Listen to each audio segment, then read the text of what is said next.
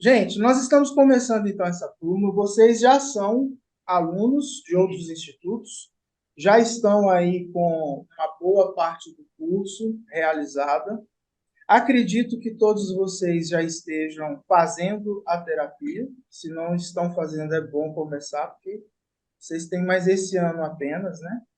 E também supervisão de casos. Então, se vocês já fizeram no instituto de onde vocês vieram, supervisão de casos e também a terapia, vocês falem aí com a gente, tá bom? Olha só, para a formação de vocês no tripé, né, psicanalítico, vocês vão precisar de 20 horas de supervisão e 30 sessões de análise. Essas 30 sessões se realmente houver necessidade, tá? Então, vocês vão começar a análise. Se o professor ou o analista de vocês entender que já cumpriu o papel, mesmo que não tenha dado as 30 sessões, ele vai comunicar com a gente. Se o seu analista não é um dos professores do nosso instituto, esse analista vai precisar encaminhar um documento para nós, tá bom? Aí vocês batem um papo com ele lá, pede para eles entrarem em contato comigo ou com o Davi, para nós passarmos as orientações para eles emitirem o documento em relação a vocês. Se vocês já fizeram algumas horas de supervisão no Instituto Antigo, também entre em contato com a Cristiane e comunica quantas horas foram, tá? E se não fizeram, tá aí uma boa chance de começar. Cada supervisão que a gente faz, ela vai ter 2 horas para você. E você também vai poder fazer a sua supervisão individual, tá? Então, você entra em contato com um dos professores, e você que já está atendendo, e leva o seu caso para esse professor. Então, essa supervisão individual com o professor, ela conta 1 hora, tá bem? Porque geralmente é um caso. Se for mais de um caso, você for ficar com ele lá mais de 1 hora, e o tanto que ficar, ele vai comunicar depois que forem realizar tantas horas de supervisão. Tá joia? Deu para entender? Então, a supervisão pode ser no grupo que a gente tem, ou pode ser individual com um dos professores. Essa tem que ser com um dos professores daqui para frente, tá bom? Nós vamos ter, no último sábado desse mês, a primeira aula de supervisão para todos os alunos que quiserem fazer. Não será presencial, será online. E por ser uma supervisão inicial, né, para que vocês vejam como é uma supervisão e como que as coisas acontecem ali, eu vou apresentar um caso e o professor Davi vai apresentar outro. O caso que eu vou apresentar está na área não propriamente da neurose, mas ele vai entrar na área da psicose, e o Davi vai apresentar um caso de psicanálise infantil. Como nós todos, professores, residimos aqui em Americana, então as pessoas que a gente atende normalmente são da região, motivo pelo qual a gente não grava a supervisão. Então, se você vier, você assiste. Se você não vier, não vai assistir e perdeu. E digo que vai perder mesmo, porque os casos são extremamente interessantes, tá? Tem os valores, né, nessa arte aí que vocês já vão receber, falam aí os valores. Para o aluno, supervisão é R$ 20. Então, nada absurdo, é mais para você poder dar uma participação aí para os professores. Oi, Valdir. Último sábado, é isso? Esse mês vai ser no último sábado. Pode ser que em algum outro momento seja num outro sábado onde não tem aula. É porque geralmente primeiro e terceiro sábado tem aula de formação. Segundo e quarto sábado nós temos aula de especialização. Está começando agora em fevereiro a Lacan, com Zé Walter. E aí quando tem o quinto a gente pegou, mas pode ser que a gente pegue a supervisão ou no segundo sábado ou no quarto sábado pela manhã, tá? Dos outros meses que vem por aí. Qualquer dúvida, vocês já sabem, é só entrar em contato com a gente e a gente vai conversando com vocês aí, ou perguntem no grupo lá e a gente já responde para todo mundo. Ó, esse é o nosso livro-texto, tá? Geralmente é de onde nós tiramos aí boa parte das nossas aulas, do material que compõe aí os nossos PowerPoints, tá bem? Vamos ter um TCC, um trabalho de conclusão de curso. mas não há necessidade de eu começar falando hoje sobre isso. Basta eu dizer que nós não somos exigentes com relação àquela coisa de normas da ABNT. O trabalho não é um trabalho longo, é um trabalho de, no máximo, 7, 8 páginas, e você vai escrever sobre um dos conceitos freudianos. Você vai começar esse trabalho com uma pergunta. Por exemplo, o que significa o sonho na psicanálise freudiana? E ali você vai, então, desenvolver um trabalho sobre isso, tá bom? Esse trabalho pode ser feito individualmente, pode ser feito em grupo de até 4 alunos. Tá vendo que não é difícil, né? Pode ser feito individualmente, pode ser feito em dupla, pode ser feito em trio e pode ser feito em 4 pessoas. Mais de 4 não, tá bom? E nós vamos ter um dia de apresentação do TCC. Então, além de entregar para nós, vai ter um dia, se for em grupo, né? Nós vamos marcar um dia e vocês vão vir aqui. A apresentação não é também uma coisa de 2 horas, né? Então, é uma coisa de um tempo legal para você expor aquilo que você estudou e colocou lá, tá bom? Professor, quer dar as boas-vindas antes de eu começar a aula? O professor José Walter é o nosso patriarca. É aquele que foi praticamente professor na formação de todos os outros professores aí do Instituto da região, né?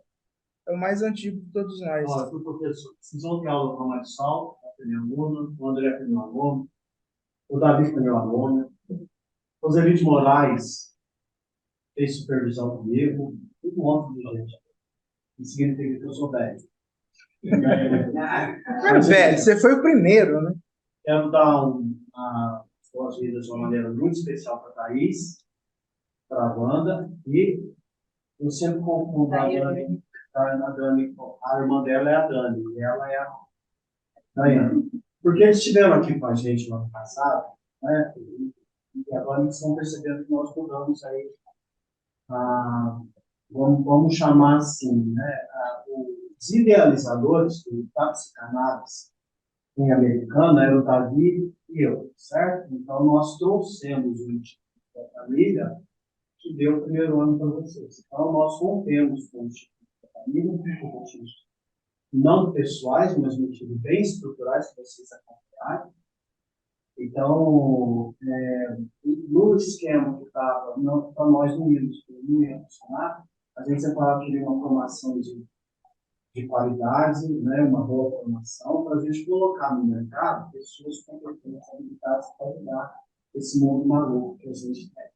E aí, então, apareceu o André, que eu conheço há 36 anos. É mais. É 40 anos, 1984 eu entrei. 84 eu entrei. Acho que você entrou em 86, não foi? 86. Então, nós é velho pra caramba. Nós, a gente veio de Minas, mas ele veio de um canto de Minas e eu vim do outro, do sul de Minas, ele veio lá da região de Leste. Estados Unidos, lá, governador Valadares. Norte-americano lá do que brasileiro. Mas é isso, então eu conheci o André lá naquele tempo, a gente se reencontrou, aí eu conheci a Cristiane também. E aí nasceu o nosso todos apoiando aqui meu narcisismo, né? Vocês têm agora ensino de qualidade. Quem vai dar aula aqui está preparado para isso. Certo? Então, pode ter certeza disso. Bom, obrigado, André. Valeu, meu irmão. Vamos lá, então. A nossa primeira aula aqui, que vai ser durante todo esse mês de janeiro, toda quinta-feira. O nosso horário normal é das 7h30 às 9h, porém, como nós estamos tendo apenas 3 quintas-feiras, vai ter meia hora de acréscimo em cada uma dessas 3. Então, das 7h30 às 9h30, tá bom? Hoje a gente vai sair um pouquinho mais cedo por causa do coquetel que o povo lá do Zoom, né, vai ficar só no cheiro, certo? Um pouquinho para eles, vamos mostrar a gente comendo, inclusive, né, para eles verem o que perder. Beleza. E a nossa aula hoje, ela é uma aula de nivelamento. Viu? Aqui tem uns que já fizeram 2 anos de curso, outros fizeram 1 ano de curso. Alguns estão com 15 módulos, outros estão com 20 e poucos módulos, outros estão com 12 módulos. Então, é uma aula de nivelamento. Por quê? Todos vocês já pegaram os conceitos nesse tempo que estudaram, os conceitos freudianos. Então, nós vamos hoje fazer uma revisão, tá, dos conceitos freudianos para a gente entender o que é a psicanálise. Hoje não, né? Nesse mês de janeiro. Vamos começar aqui e terminar na última quinta de janeiro. O que significa que eu vou falar, mas vocês também, tá bom? Vou fazer muita pergunta para vocês para a gente ter uma aula interativa. O pessoal que está assistindo aí pelo Zoom pode participar também de duas formas. Ou você levanta a mão ou me chama, né? E eu dou a palavra para você, ou você escreve no chat a sua pergunta, tá? E aí, a Cristiane está com o chat lá, está vigiando o chat. Se aparecer sua pergunta, ela transmite para mim e eu respondo aqui para vocês. Tá legal? Isso para o pessoal que está em casa aí. Então vamos lá, né? Como foi que a psicanálise começou, né? A gente sabe que o Freud era um médico neurologista e ele, como muitos da sua época, estavam preocupados com o sofrimento psíquico das pessoas de sua época, principalmente mulheres, né? Que estavam enfrentando casos de histeria. E nestes momentos ali em que Freud começa esse tratamento, né? O modo como se tratava os pacientes com estes problemas de ordem psicológica era um modo muito arcaico, né? Era um negócio de dar eletrochoque na pessoa, era uma coisa de colocar em banhos de água extremamente gelada, era onde se colocava ventosas ou sanguessugas, né, no corpo da pessoa. Então eram tratamentos assim muito arcaicos. E quando tinha um tratamento melhorzinho era a lobotomia, né? Eles faziam um buraco no pré-frontal de vidro e retiravam um pouco da massa. Eu estou fazendo uma coisa aqui. Então ele ficava meio lesado, né? A partir daí, se ele tinha crise, ele parava de ter, mas também parava de viver, né? Mas era o que se fazia. Entendia-se apenas uma ótica. E a ótica é: o indivíduo nasceu com um problema de má estruturação ou mau funcionamento do aparelho cerebral. É o mesmo modo pelo qual o psiquiatra enxerga o cérebro, tá? O psiquiatra olha para o cérebro pela mesma ótica que um cardiologista olha para o coração. O cardiologista não olha para o seu coração para falar assim, tem amor aí? Deixa eu ver aqui no raio-x, né? Esse coração está triste? Não, ele não se preocupa com o aspecto emocional. Ele quer saber se as válvulas tricúspide, mitral estão funcionando, se a aorta está funcionando, se tem algum refluxo, se a pressão arterial está bem. Se houver algum problema de ordem funcional ou estrutural, ele vai fazer um tratamento com uma intervenção cirúrgica ou ele vai dar alguma medicação para o órgão. E isso é o que o psiquiatra geralmente faz também. Ele entende que os transtornos que o indivíduo tem são de ordem do mau funcionamento ou da má formação do aparelho cerebral. Por isso, diagnóstico, medicação e, geralmente, o psiquiatra encaminha para o segundo profissional, que é o terapeuta, que vai, então, tratar a angústia, né, hoje. Mas, na época do Freud, só tinha o olhar do psiquiatra, tá bom? Bom, o que acontece? O Freud olha e fala, gente, isso não é algo do aparelho, isso é algo emocional. Tem uma coisa aí. Não sei quantos assistiram um seriado que tem na Netflix chamado Freud, e onde ele comparece, né, diante dos médicos lá na Europa para poder defender, né, exatamente a mudança da visão sobre o sofrimento psíquico das pessoas. Ele está falando isso. E o que ele fala é que não é da ordem médica, da ordem fisiológica, os problemas que eram conhecidos na época, mas que eram uma coisa do lado emocional, da angústia, e que essas pessoas estavam em sofrimento. Eu acho bonito que no filme ele começa a sua defesa assim: eu sou uma casa, e está de noite, está tudo escuro, mas nessa casa tem uma vela acesa. Então essa vela, ela está aqui na sala, iluminando, né, as coisas que estão ao redor. As outras partes da casa estão no escuro completo. Não se vê, não se percebe, mas eles estão lá, eles existem. E, de alguma forma, eles estão ali coexistindo com aquela habitação.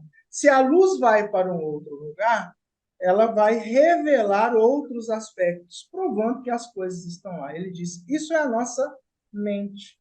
Essa luz é a minha consciência. Né? Isso é o que ele está dizendo. É a minha consciência. Onde ela está, eu vejo, eu percebo. Quando eu viro um pouco, né, na penumbra, eu tenho ali uma certa percepção, que seria o pré-consciente, algo facilmente acessado. Mas ele fala, tudo mais que a escuridão é a minha inconsciência. E aí muita gente levanta e vai embora, porque esse é um conceito novo e ninguém acreditava que havia inconsciente. Ele fala, não, ele existe, está lá. As nossas emoções estão lá, nossas experiências estão lá, os nossos traumas estão lá, o nosso sofrimento se localiza lá. Há uma pulsão de vida, há uma pulsão de morte. Existem muitas coisas que estão lá na nossa inconsciência, a gente não vê, mas a gente sente os seus efeitos. Ele fala, é isso que nos traz os transtornos. Então, é muito bonita essa concepção dele. Por quê? Ele parte exatamente da descoberta do inconsciente e, a partir disso, já está colocando sua primeira tópica. Mas o Freud, né, estabelece 5 estágios muito importantes aí no início da sua psicanálise, da sistematização da sua terapia. E os 5 são esses que estão aí, né? A teoria do trauma, a teoria topográfica, a teoria estrutural, conceituações sobre o narcisismo e as dissociações do ego. Vamos falar devagar, um por uma, né? O que é a teoria do trauma? Ele diz lá, bom, o trauma é tudo aquilo que vai provocar sofrimento, dor, angústia ou culpa na vida de uma pessoa. E evidentemente que quando a pessoa está vivenciando algo que produz todas estas coisas ruins, ela não quer se lembrar destas memórias. Essas memórias machucam, essas memórias ferem. Então, o que vai acontecer com esse trauma? O indivíduo tem que esquecer. E ele esquece de que forma? Jogando isso para o seu inconsciente. E indo para o inconsciente, ele não se lembra desta coisa que aconteceu. Porém, se ele não lembra das memórias, as sensações elas retornam o tempo inteiro, afetando a vida e afetando o comportamento do indivíduo. Então ele está dizendo assim: quem nos conduz pela vida e quem nos governa não é o consciente, é o inconsciente. E aí ele está colocando ali, né, numa época em que as pessoas viviam o iluminismo, numa época em que as pessoas viviam o cientificismo, o racionalismo, ou seja, a valorização da consciência do homem, né? O homem é o suprassumo, ele chega e fala, o homem não é nada, porque nada disso governa o homem. Ele pensa, ele planeja, mas ele vai fazer exatamente aquilo que o inconsciente conduziu. Então ele está falando, não é algo do meu controle, é algo que simplesmente eu recalquei e isso é que vai trazer para mim todo esse afetamento na vida. Então ele desenvolve o psicotrauma e desenvolve a teoria do recalque, né? E aí ele está colocando outras coisas importantes. Então, se o trauma está aí, né, provocando essa ruptura no ser e tudo mais, o que vai acontecer com esse trauma recalcado? Vai para o inconsciente. E aí ele vai colocar a sua primeira tópica, que é chamada de teoria topográfica. Do grego, topos significa lugar. Então ele diz que há 3 lugares, né, na mente humana. O primeiro é o consciente, o segundo e o terceiro? Muito bem. O que é o consciente? Muito bem. E o que a gente sente? Às vezes eu não estou vendo o que está acontecendo dentro de mim, né? Mas me dá uma palpitação, né? A gente vê aquela pessoa linda passando na frente da gente, né? Coração palpita, né? Isso é consciência, ok? Outra coisa que a gente sabe que é a consciência, né? Estamos todos aqui agora e a aula está acontecendo, certo? Então vocês estão conscientes porque vocês estão me vendo, ouvindo o que está sendo dito, mas ao mesmo tempo vocês estão também refletindo sobre aquilo que está sendo dito. Eu sei que a mente de vocês trabalha, a mente consciente, né? Ela trabalha em cima do que está sendo dito. Aí você se lembra de alguma coisa que aconteceu com você, lembra de outra coisa. Então, a mente consciente está aí funcionando. E o pré-consciente? O que que é o pré-consciente? Porque a gente lembra que fica armazenado, de verdade. Que a gente não está pensando agora, mas é de fácil acesso. Muito bem, é o arquivo mental, né? É como esse armário, né? Tá fechado, tá ali, mas é de fácil acesso. Pega um apagador e um giz ali, eu abro, vou lá e pego, de fácil acesso. O que que é o pré-consciente, né? Eu vou falar uma frase e eu vou parar ela na metade, tá bom? Da metade para frente vocês não podem pensar.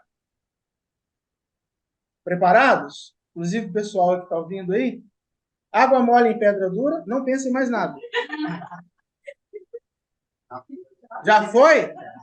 Por que que já foi? Porque é do pré-consciente e é de fácil acesso, né? Uma vez a gente foi brincar disso e eu falei assim, tomou Doril, a dor sumiu, né? E tem aquele outro lá, né? Tem cheiro de remédio, mas não é remédio, né? Tem cor de remédio, mas não é remédio. É o quê? Tá vendo? A gente é mais velho, a gente vê as propagandas e guarda. O pré-consciente tem dessas coisas, né? No meu arquivo tem mais coisa porque eu sou mais antigo, né? Eu estou cheirando naftalina, né? Eu acho que não existe mais. O Denorex, né? Parece remédio, mas não é, shampoo, né? Eu fui falar essa coisa numa sala de adolescentes. Ah lá, já nem existe mais, né? Já foi deletado, né? Há muito tempo. Mas entenderam que é o pré-consciente? É o arquivo mental de fácil acesso. Eu não estou pensando nisso. Você passa no caixa de supermercado e na hora de pagar ela fala, né? Você vai colocar o CPF? Você nem estava pensando no CPF. Mas aí ela diz, digita para mim, você nem pega o documento mais, você já vai lá e acessa rapidamente. Né? Se eu perguntar o nome do pai, lembra, nome da mãe, endereço, não estrupica, né? Mas não cai. Vem. Né? Uma coisa que antigamente eu tinha no meu arquivo mental era número de telefone. Na época do aparelho que tinha disco, ok? E fio. Hoje, na época de celular, ninguém sabe disso, né? Porque na agenda tem o nome do indivíduo, né? Então, você sabe o nome, mas não sabe mais o número. Mas é isso, é o arquivo mental. E o inconsciente é a maior parte da estrutura mental. E o que está lá no inconsciente? Conta para mim. Conteúdo recalcado, as pulsões, os traumas, o princípio do prazer. Nossa, deixa um pouco para os outros. Tem mais? Mesmo tudo aquilo que a gente não quer que venha para o nosso consciente. Também, né? Exatamente essas coisas. Olha só que interessante. Então, nós temos lá a teoria do trauma, que fala de coisas que marcaram a gente pela dor, pelo sofrimento, pela culpa, e que a gente recalca jogando para o inconsciente. Então, essas coisas estão lá. E dele emanam todas as sensações afetando o comportamento. Como é que é o nome dessas coisas que emanam do trauma recalcado, afetando o comportamento? Hã? Pessoal aí de casa, sabe? Como é que é o nome desse negócio que vem do trauma recalcado e afeta o nosso comportamento? Seria as pulsões. Não. Pode repetir para mim, por favor? O que é que vem, né, lá do trauma recalcado e que afeta o nosso comportamento? Vocês não vão atender alunos ainda. Hã? Pera, né? Pois é, mas o que que vem do inconsciente que afeta o nosso comportamento? O trauma está lá. Aê, tá vendo? A mulher do professor, ó. A neurose, gente. O que que é a neurose? Neurose é o sintoma de quê? Do trauma. Ok? O que que traz a pessoa para fazer análise? A neurose. Por quê?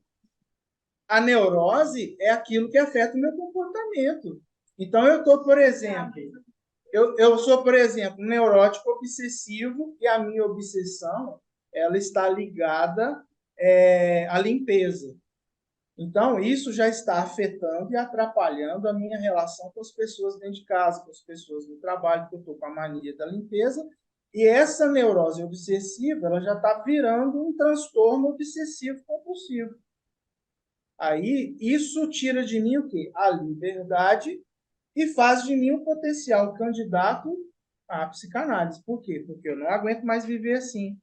Então, até ali os meus 35 anos, 40 anos, eu consegui viver neuroticamente obsessivo. Mas agora eu estou chegando num ponto da minha vida em que eu estou olhando para mim e estou dizendo que não aguento mais, eu preciso de ajuda. A grande X do neurótico, né, é que ele sabe que tem um problema, mas ele não consegue resolver sozinho. Então, ele precisa da ajuda de alguém. E é onde ele vai buscar, então, o tratamento. Ok? E essa neurose pode ser um monte de coisa. Tá? Ela pode ser uma neurose obsessiva, pode ser uma neurose...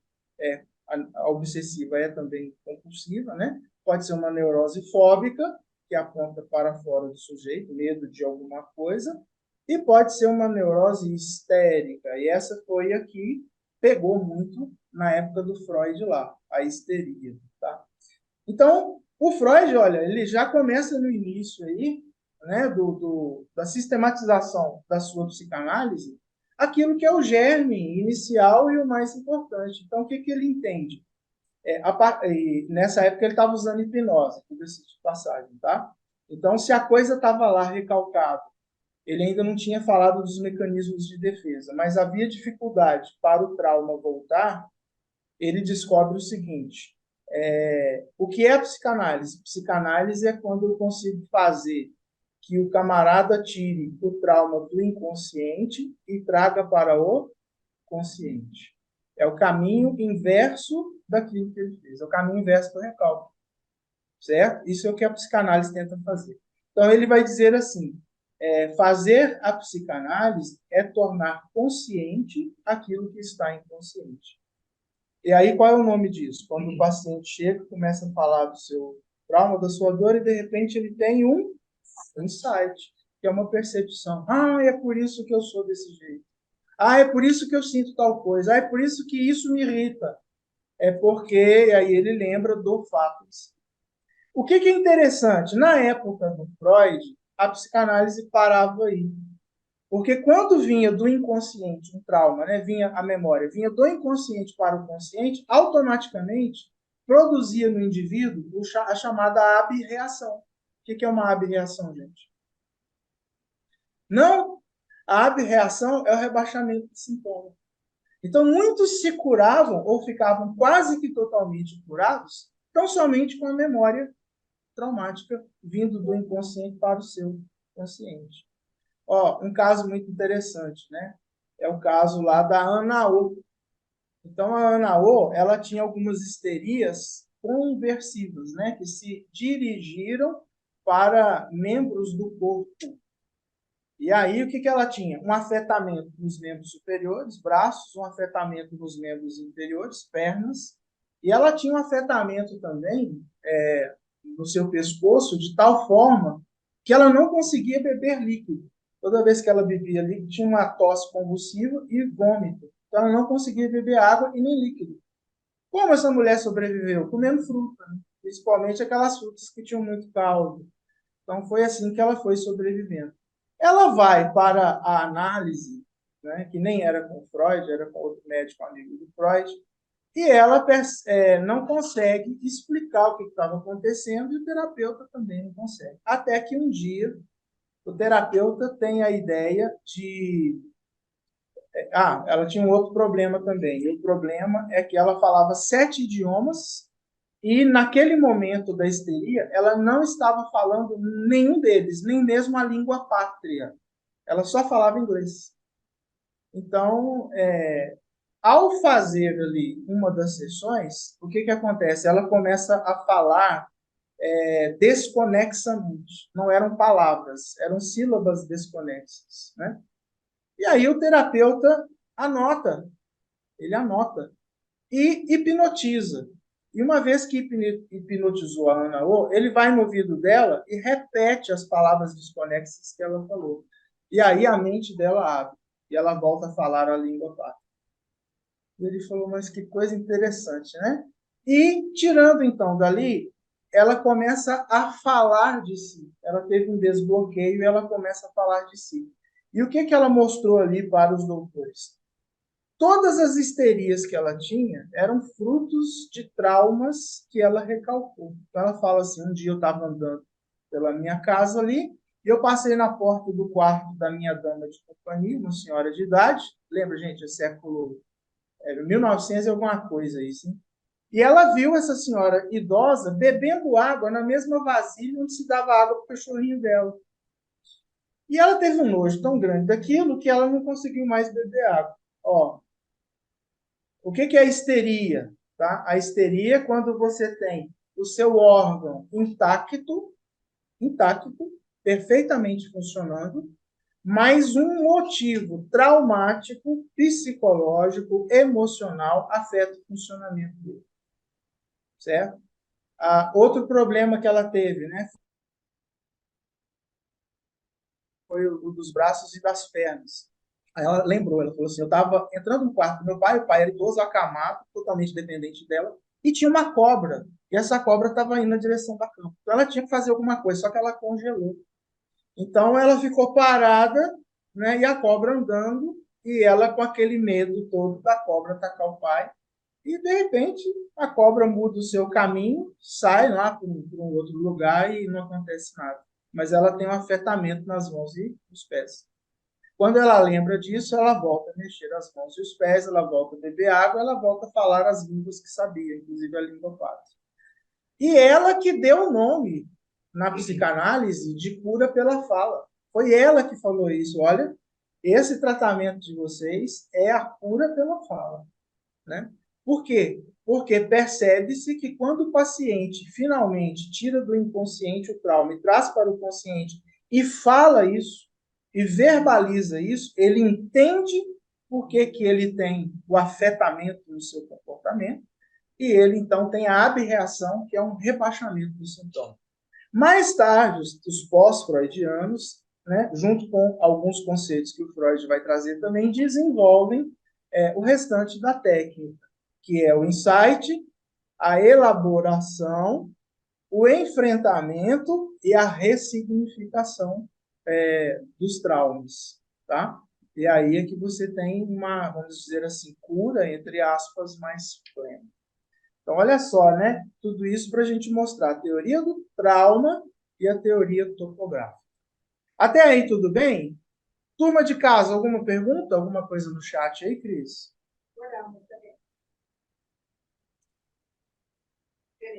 Tranquilo. Então tá aí, né? Esta figura bastante conhecida, consciente, pré-consciente, inconsciente, lembrando que o consciente é aquela vela que Freud fala numa casa escura. É a menor parte, talvez, aí, né, da estrutura.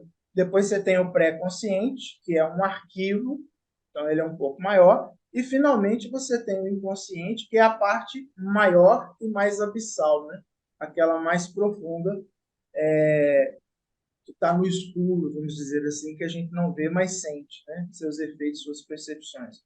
Qual é a principal característica de uma neurose? Que tipo de sofrimento? É mas tem uma outra. Não. A reminiscência.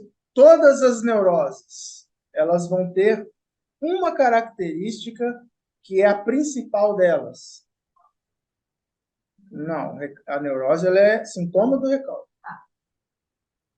Tudo isso que vocês falaram é a dor, o sofrimento, as reminiscências, né? Que é a obsessão, angústia, tudo isso é. Mas o principal sintoma neurótico, característica neurótica, é o afetamento da liberdade. Você não consegue se livrar e não consegue fazer de outra forma que não seja a forma neurótica. Por isso que você entra naquele desespero. Eu não aguento mais, eu preciso da ajuda. Certo? Porque a liberdade foi afetada. Ok, minha gente? Então vamos aí um pouquinho mais para frente. A topográfica já falamos. Ah, tá. Outra coisa interessante que reside no nosso inconsciente, né? Isso para Freud é muito legal. Embora a gente vá falar disso para frente aí. Os sonhos sempre foram vistos, né, das mais variadas maneiras.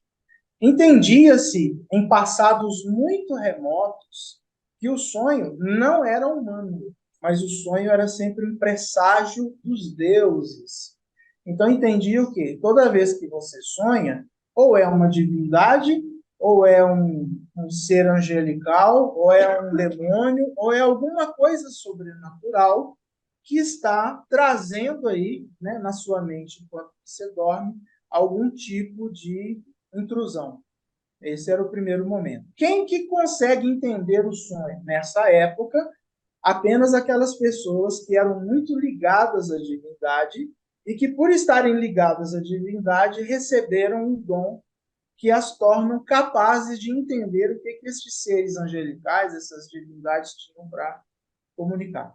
Nessa perspectiva, você vê, por exemplo, na Bíblia dos cristãos, né, talvez o primeiro aí que a gente viu foi o José do Egito, né, onde o faraó lá teve dois sonhos que o deixaram muito intrigado. Né? E um dos sonhos foi ele viu 7 vacas magras e 7 vacas gordas. E aí as vacas magras devoraram as vacas gordas. Ele viu 7 espigas de milho muito cheias e 7 espigas mirradas. E as 7 espigas mirradas devoraram as 7 espigas cheias. Depois de muitas tentativas para se entender o sonho, né, veio tudo quanto é sábio, ninguém conseguiu. Alguém se lembrou de um José que estava preso. E era alguém que teve também um sonho interpretado por José. E ele veio e interpretou, dizendo: o senhor vai ter 7 anos de fartura no Egito, onde o campo vai produzir muito.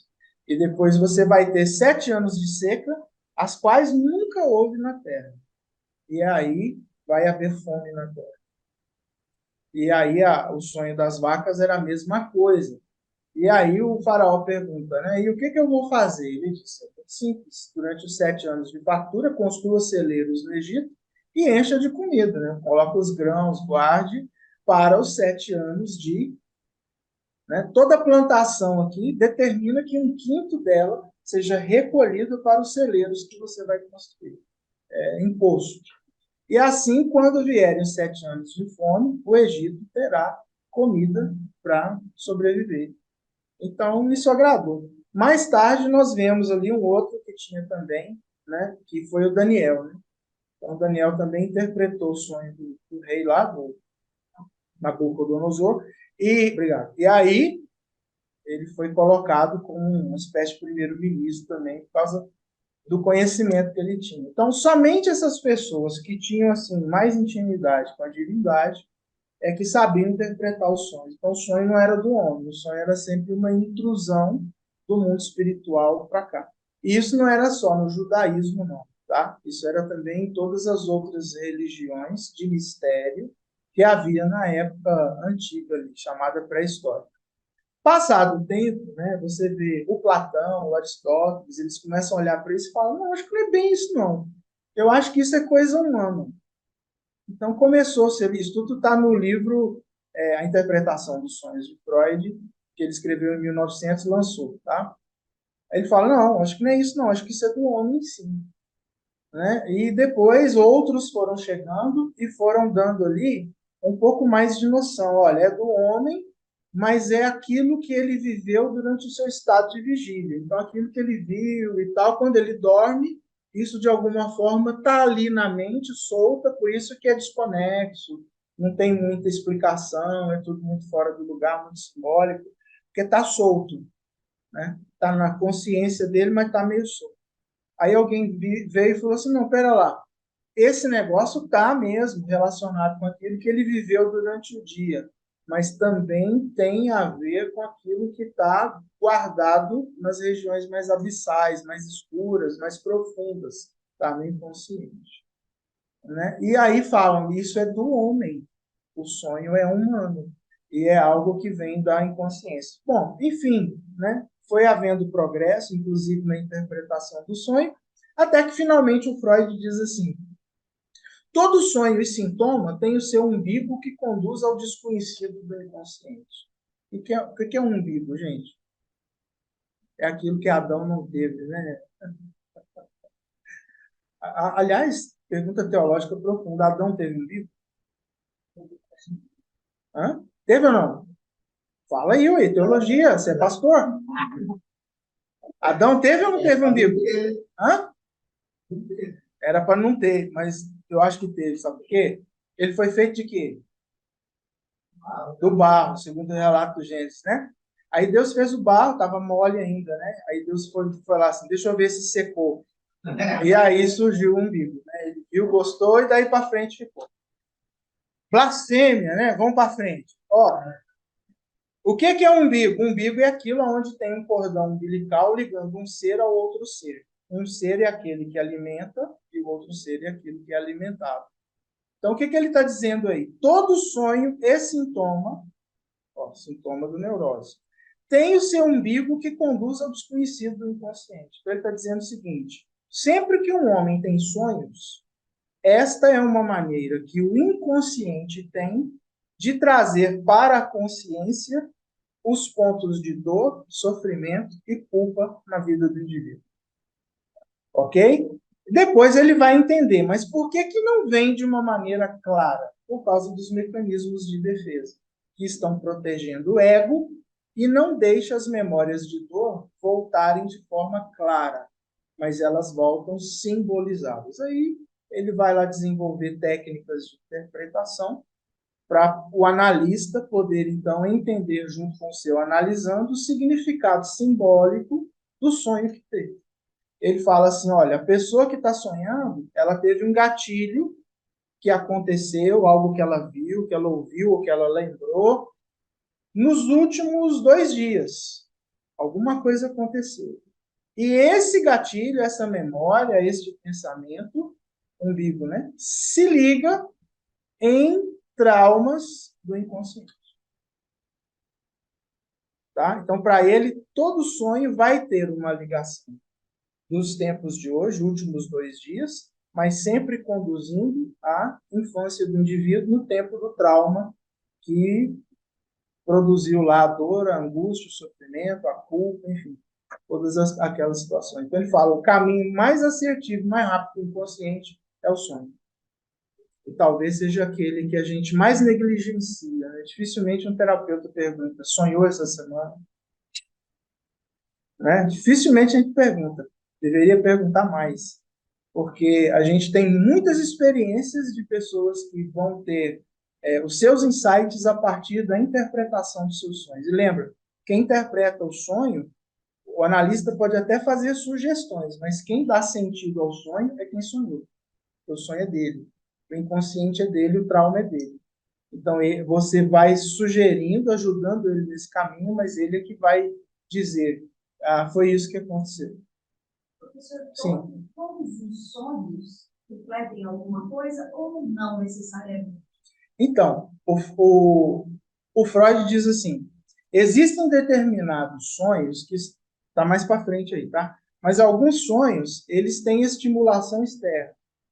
Então, por exemplo, por quê? Porque você dorme, você vai para o inconsciente, mas você não desliga o que você viu durante o dia, o que você está ouvindo enquanto dorme, as suas sensações. Então, ele fala assim de casos de pessoas que estavam dormindo, aí uma gota começou a chover, uma gota d'água pinga na testa do indivíduo, o indivíduo sonha com uma praia, ele sonha que está viajando, né? Então, ele fala, o Freud fala lá, ó, teve um gatilho externo das sensações. Alguém pode dizer assim, mas não tem nada a ver com trauma. O Freud diz, não. Todos os sonhos, inclusive estes, estão ligados ao trauma. Ele é categórico.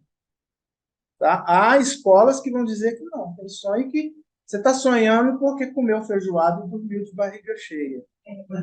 Ok? Tá, mas o conteúdo que vem não é o conteúdo da feijoada. O conteúdo que vem é aquilo que habita o inconsciente. Porque vem bem confuso, né? Bem misturado. Né? O caso do menino Hans não é sonho, mas mostra um pouco. Né? Ele tinha uma dificuldade com o pai. Por quê? vivendo aquela simbiose com a mãe, o pai viajava muito, ele dormia com a mãe na cama de casal. Quando o pai chegava, punha o menino para fora, vai para o seu quarto, e eu vou dormir com a mãe. E ainda tinha relação com ela, e ele escutava lá do quarto. Então, para ele, aquilo tudo era o medo da castração. Complexo de Édipo, estava chegando naquela idade e tal, então ele tinha muito medo do pai. Aí, o que, que vai acontecer? Um dia, ele vai passear com a família no Aras, e ele está vendo o tratador cuidando do cavalo. E ele leva a mãozinha dele, né, com uma cenoura, eu acho, para dar para o cavalo. E aí o cara que está cuidando tira e fala: não, cuidado, o cavalo pode comer seu dedo. O que dá para ele, novamente, a coisa da castração. O dedo, né? Falo, o medo da castração. Então piora o quadro. O pai, às vezes, não podia voltar para casa, mas chamava a família para um hotel. Aí o pai vinha, se encontrava no hotel, era a mesma coisa. O filho ia para outro quarto, o pai ficava com a mãe. Então, isso tudo foi gerando nele um problema. O terapeuta, que também não era o Freud, fala assim, faz um desenho aí, que foi tratar o medo do cavalo. Faz um desenho aí, aí ele pega e desenha o cavalo que ele tinha medo. Aí o cara olha lá e fala assim, mas peraí, parece que tem um bigode desse cavalo? Aí ele olha e fala assim, ué, tem mesmo, tem um bigode, que esse bigode é do meu pai. Ó, não era sonho, mas mostra o simbólico, ok? Quem aquele cavalo do desenho representa? O pai castrador, que arranca o dedo ou medo da castração. Então, ali o terapeuta teve noção do que estava acontecendo. Interessante, né? Então, os sonhos são assim, tá? Tem muitos sonhos interessantíssimos que a gente pode contar. E, em havendo tempo, nas próximas sessões, eu trago alguns aí para vocês perceberem. Mas são sonhos assim que as pessoas têm lembrança de muitos traumas significativos e aquilo ali libertou. Tá? Vou contar um assim mais rápido. Uma pessoa perdeu o pai e perdeu a mãe. A mãe que se foi, essa pessoa tinha problemas de relacionamento com a mãe e morreu enquanto estavam brigados. Então havia agora um grande sentimento de culpa no coração dessa filha em relação à mãe. Né? Morreu e morrendo brigada e eu não me dava bem com ela e aquela coisa. Morreu, como é que vai fazer? E a gente lá na análise acha que não tem jeito, né? Tem. O inconsciente acha um meio de comunicar-se com o consciente e resolver essa demanda. Né? Faz a terapia que a coisa aparece. Um dia ela foi dormir e teve um sonho. E nesse sonho, o que, que ela viu? Ela estava num lugar muito bonito, com muita paz, um gramado verde. É aquela mesma descrição que muita gente tem dos lugares próximos do que se chama céu. E ali ela encontrou com a mãe. Então ela sentou-se assim numas pedras junto com a mãe, conversou e ali a mãe pede perdão para ela e ela também pede perdão para a mãe. Elas se abraçam, né? E tem uma reconciliação. Aí ela acorda, né? Aí lembra do sonho, lembra? Quando acorda, lembra do sonho. Voltou a dormir, sonhou de novo com a mãe. E no segundo sonho, ela estava numa praia, era 31 de dezembro para primeiro, era uma festa, estava numa casa à beira da festa, à beira-mar, estava tendo uma grande festa, pessoas que ela nem conhecia. E ela e a mãe estavam lá se divertindo. Aí ela chegou e falou assim: esse foi o sonho que eu tive, esse foi o segundo sonho que eu tive. Eu falei assim: o que isso representa para você? Chave, né? Psicanalista. O que isso representa para você? Ela falou: ela é kardecista, então ela acredita, né, na possibilidade desse tipo de comunicação. Aí ela fala: a minha mãe veio, conversou comigo e nós reconciliamos. Tá, mas eu não entendo, disse ela, o segundo sonho. Por que, que a gente está logo depois celebrando numa casa à beira da praia, pessoas que estão lá, eu nem conheço, as pessoas não importam. Era uma festa? Era. Havia um significado porque a briga tinha acontecido justamente na passagem de ano. E agora, na passagem de ano, tá as duas festejando. Eu falei assim: o que, que aconteceu no primeiro sonho? Reconciliei. E o que, que acontece no segundo sonho? Nós estamos festejando. Então, menino, celebra a vida. Resolveu a demanda. Ok? É nesse momento que a gente fala: a religião do terapeuta não importa na análise. Para o paciente, o que, que aconteceu? Minha mãe veio e conversou comigo. Para o terapeuta, o que aconteceu ali? O inconsciente conversa com o consciente para resolver o sofrimento do trauma recalcado. Também já tive sonho de gente crente, tá? Que vê Deus aparecendo enquanto ela está pendurando roupa e Deus conversa com ela. E a fala de Deus cura o trauma. E aí, se você perguntar para esse paciente, ele vai falar: Deus veio e conversou comigo. E se perguntar para o analista o que aconteceu, o inconsciente achou um jeito de conversar com o consciente e resolver o trauma. A pessoa saiu outra de sessão. Tá? Então, isso é o que significa quando a gente fala: os meus conteúdos não importam. O que importa são os conteúdos do paciente. Por quê? Com esses conteúdos ele resolve o trauma. Isso é o que importa. Isso é o que ele veio buscar. Clareou? Então tá bom. Então, você ia fazer pergunta, né? Alguém... Não, eu ia falar essa questão de sonho. Eu, quando criança, eu tive muita dificuldade de estar na cama. Só que eu, assim, eu não acordava no meio da noite, acordava de manhã, olhava. Mas sonhava toda noite que estava aqui apertado e via o banheiro na frente. Bom, faz. Aí você faz. Fazia na cama, né? O que é isso? O que é isso? Isso é o seu inconsciente tendo uma conversa com o seu inconsciente. Olha só, há uma demanda. Qual é a demanda? Você está dormindo e você está provavelmente no seu sono REM, que é o mais profundo, e é o sono reparador. O seu corpo não quer que você acorde, consciência. Não quer que você acorde, porque esse sono é bom. Porém, né, brota o quê? A necessidade de acordar e ir ao banheiro, é uma necessidade fisiológica. E o que o mecanismo de defesa do ego arruma aí? Um jeito de você continuar dormindo enquanto você satisfaz a sua necessidade. Então, eu sonho que estou indo ao banheiro. E com isso eu não preciso acordar. Olha que maravilha, né? Que beleza! Hã? É um trauma. O Freud diz, tem ligação com os aspectos do passado. O Freud fala que tem. Pode ser que nesse momento aí, né, em que ele está fazendo xixi, esse tenha sido o motivo de um espancamento, por exemplo, ou de uma daquelas falas recorrentes. De novo, você é isso e aquilo. Tem ligação. Compete ao terapeuta investigar o ético do indivíduo, o passado do indivíduo, para descobrir. Que merda é essa que aconteceu com você, menino? Né? Por que esse sonho? Não é só uma questão fisiológica. Tem algo do trauma lá. Freud. Outros, Jung, outros vão dizer outras coisas, vão interpretar de outra forma. Mas aqui nós é Freud, né? Tudo bem até aí?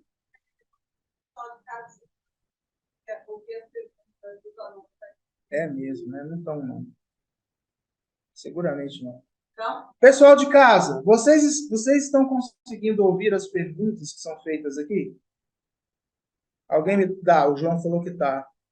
A Edivane falou que tá. A Alessandra balançou a cabeça. Beleza, eles estão ouvindo. Se vocês tiverem perguntas, tá? Abre o microfone e fala comigo aí. Tá bem? André, Oi. esse prazer que eu falei do inconsciente, na verdade, está mais aí para frente. Tá mais para frente.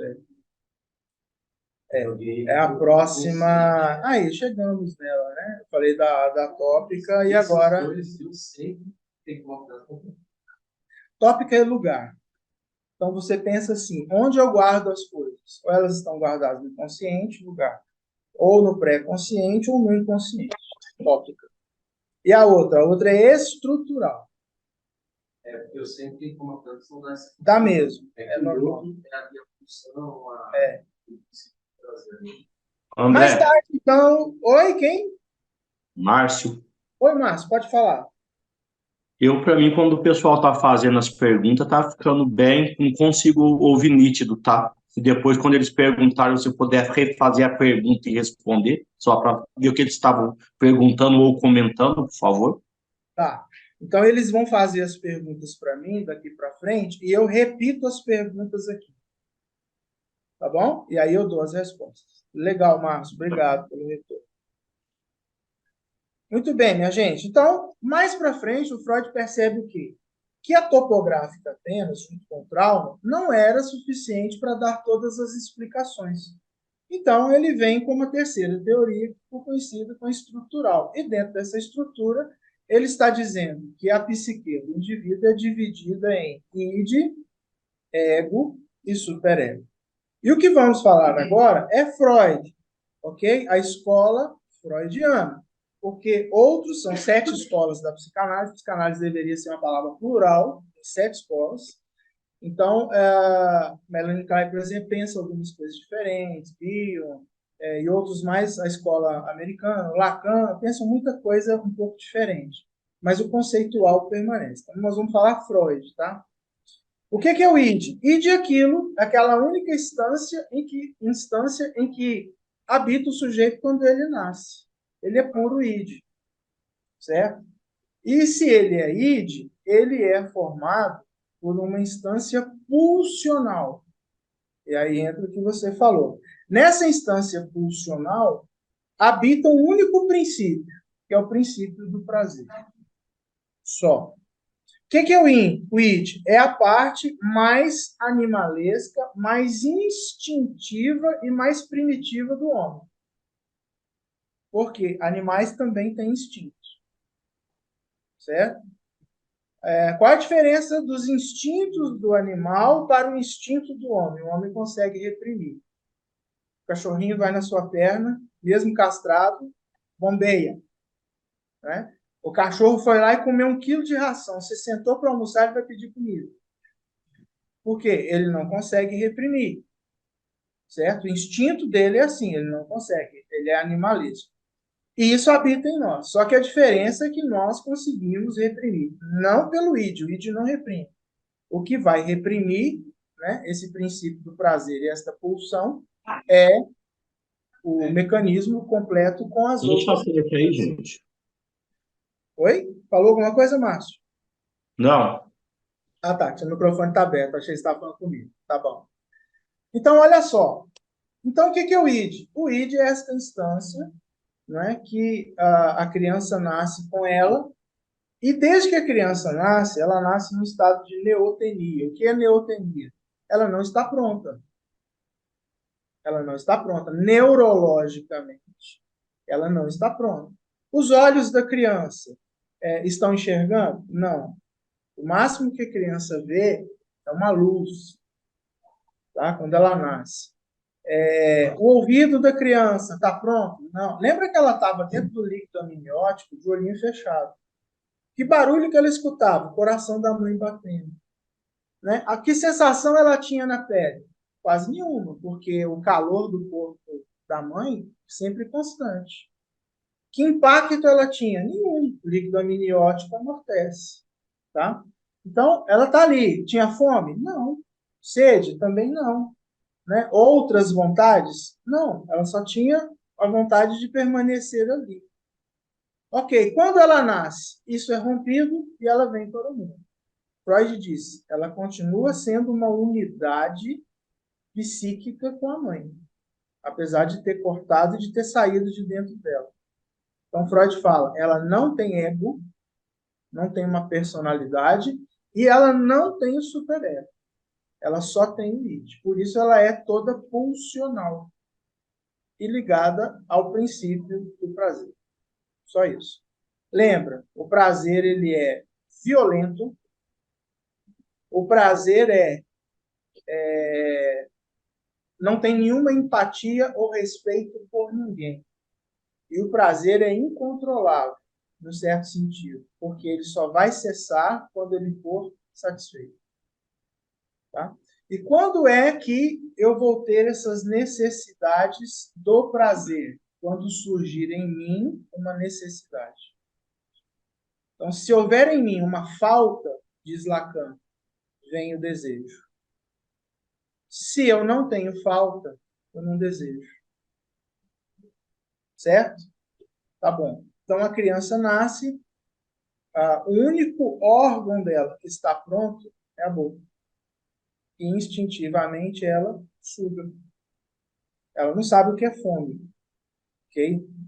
Ela vai sentir um desconforto. E nunca sentiu aquilo antes. E aí ela começa a chorar. E nesse processo é que vem o aprendizado, porque ela sente algo ruim, ela chora em função daquilo, e alguém vem e mete a teta na boca, né? Nana, e passa tudo. E ela, descobri, tá? Daí para frente, toda descoberta que ela tem no mundo, e sempre ligada ao aspecto do prazer, né, está ligada ao aspecto da boca. E aí vem uma fase psicossexual do desenvolvimento que é chamada de fase oral, que vai até por volta dos 2 anos. Por quê? É o único órgão que está pronto. Então é ali. Quando o Freud fala, né, todas as fases são psicossexuais, o pessoal fica apavorado. Freud fala que a criança faz sexo. Não, gente. Fala que ela tem sexualidade, é diferente. Sexualidade está ligada ao princípio do prazer. Comer dá prazer? Beber dá prazer? Para alguns, né? Fumar dá prazer? Dá. Falar dá prazer? Dependendo do que fala, né? Dá prazer. Mas também, se o indivíduo gosta de uma fofoca, de uma maledicência, isso também para ele é prazeroso, diminuiu, né? Depende se ele é narcisista, perverso, né? Mas a fala dá prazer. Cantar dá prazer? Para alguns, sim, ganham a vida até com isso. Né? Então, aspectos ligados ao prazer. Estou descobrindo o mundo. O que é isso? Não sei. Eu levo a boca. Olha lá, ó, fixação de fase oral. Está com a caneta na boca. Né? Fixação da fase oral. Ficou lá, ó. Oralidade permaneceu. Então, o que é isso? Princípio do prazer. Então, o id é assim. Deu vontade, é porque houve uma falta. Se houve uma falta, brota o desejo. E se vem o desejo, ele só cessa se ele for saciado. A criança é uma maravilha, né? Porque aí o id impera. Aí o que acontece? De repente surge, por volta de 1 ano e meio, o ego. E quanto que a gente sabe que uma criança percebe que ela é um indivíduo e a mãe é outro indivíduo? Porque até então, gente, eles são a mesma coisa. Você pega uma criança de alguns meses, põe no colo e sai a cabecinha vira para procurar quem? A mãe. É uma unidade psíquica. Não sabe ainda o que é pai. Conhece e tudo, ri para ele, né? Fica lá todo abobado, né? Mas é a unidade psíquica com a mãe. Por volta de 1 ano e meio, Lacan diz que vai acontecer aí o surgimento do ego e que ele vem pelas fases que ele chamou lá de fases do espelho. Não sei quantos tiveram oportunidade de ver o filho, mas provavelmente já viram vídeos na internet de crianças que têm essa descoberta. Aquela criança que está brincando no espelho, fase 1, ela acha que a imagem dela é outro mundo. Ela não tem percepção do ego. Aí o que ela faz? Ela corre atrás do espelho para achar o mundo. Fase 1. Aí, em um determinado momento, ela entra na fase 2, que é o quê? Interagir. Aí ela olha para o menino olha para ela. Ela faz careta para o menino faz careta para ela. Ela dá tchau para o menino dá tchau para ela. E ela fica assim, mas quem está dando tchau para quem? Quem está fazendo careta para quem? O que houve ali? Houve uma interação, porém as coisas ainda estão confusas. Até que, finalmente, ele tem uma percepção, um insight, e ele olha a imagem e fala, sou eu. Nessa hora, ele fica extasiado, ele quer chamar a atenção dos adultos, tem 1 ano e meio, mais ou menos, quer chamar a atenção dos adultos e mostrar, né? Sou eu, sou eu. Porque ele finalmente percebeu o quê? O indivíduo. Nesse momento surgiu o ego. Tá? Então, o ego está ligado ao id.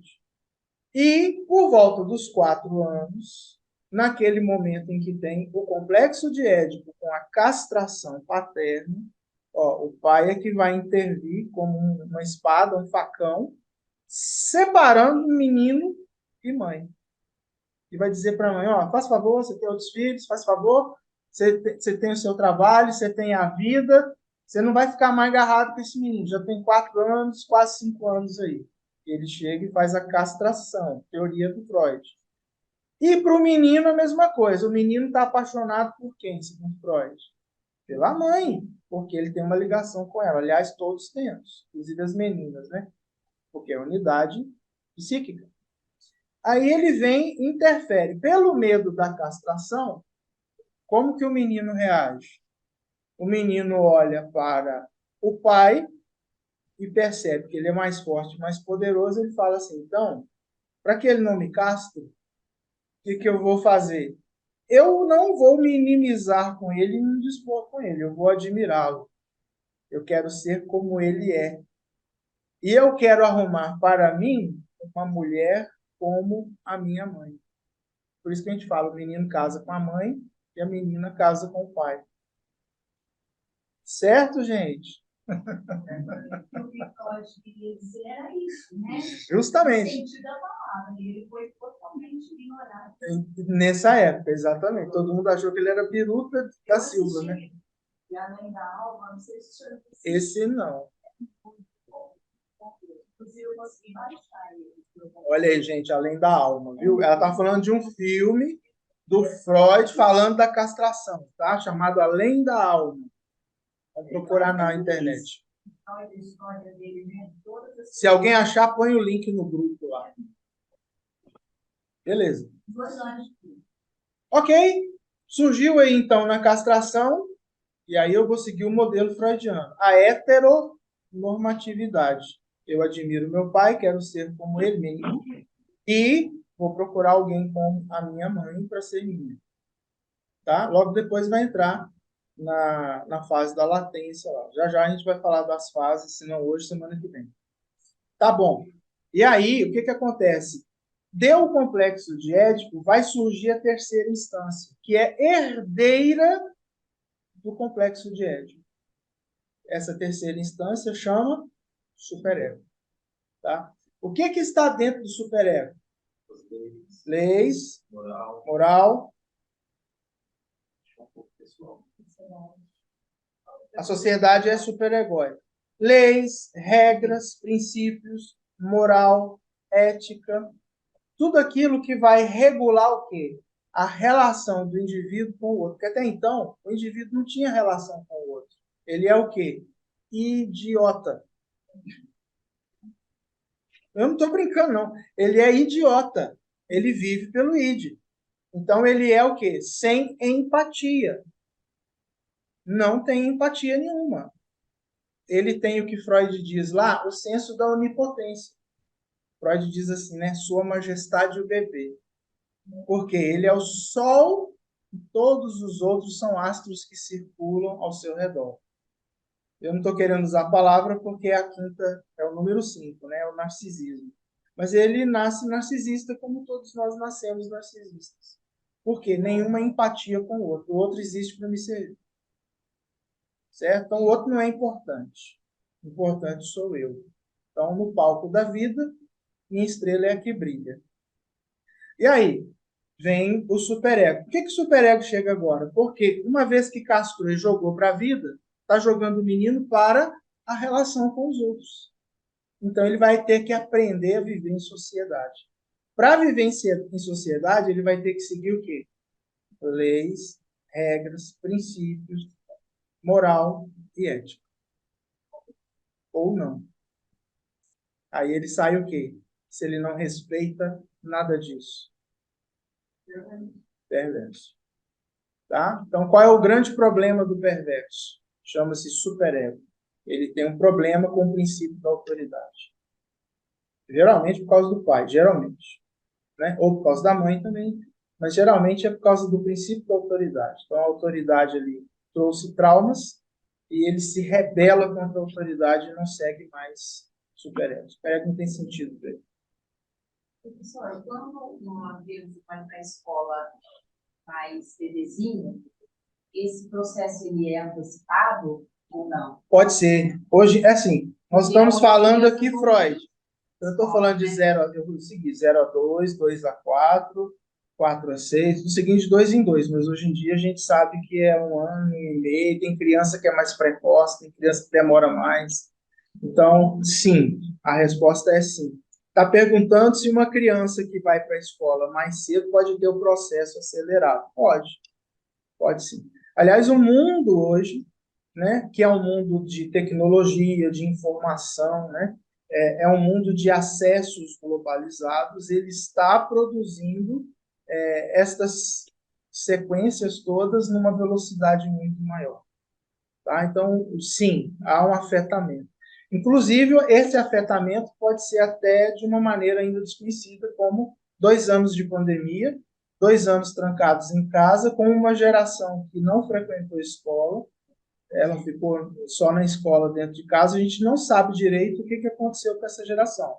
Vocês é que vão tratar essa geração, que vai chegar com seus problemas e que vão, então, finalmente fazer vocês escreverem estudos para dizer a geração que tinha 2 anos na pandemia teve um afetamento assim, assim, assim, assado. Levantou a mão? É uma criança que, nesse processo de formação do ego, do id, do ego, né? E que não passa por esse processo assim, com a presença do pai e da mãe. Que há um movimento no relacionamento. Essa criança, por exemplo, vive só com o pai ou só com a mãe. Como fica prejudicada a formação do superego dessa criança? Muito bem. A pergunta é, uma criança que, por exemplo, está vivendo, pais se divorciam, ela vive com a mãe e não tem o pai. Ou está sendo criada com o pai, a mãe morreu. Essa criança vai ter um afetamento nas estruturas, componentes aí. Vai, evidentemente que vai. Ok? Por quê? Porque a família, ela tem esse papel de formar prioritariamente, primariamente, o superego na criança. Então, a primeira educação é a do berço. Se a família desestruturou, vai haver afetamento nas estruturas, é lógico que vai. Tá bom? Existem outras questões que a gente não pode desconsiderar. Por exemplo, Lacan fala assim, ó, existe o pai, e existe aquele que ocupa o lugar do pai. Existe a mãe, e existe aquela que ocupa o lugar da mãe. Tá? Então, por exemplo, vamos supor que eu tenho um pai que é ausente, mas eu tenho necessidades, demandas de afeto que esse pai não supriu. Mas eu preciso disso. Tá? Então, pode ser que eu vou eleger alguém que vai ocupar. Pode ser um tio, pode ser um irmão mais velho, pode ser um professor, né? Pode ser alguém que vai cumprir aquele papel, que vai suprir minha demanda. A gente não ouve muito isso, as pessoas falando, né?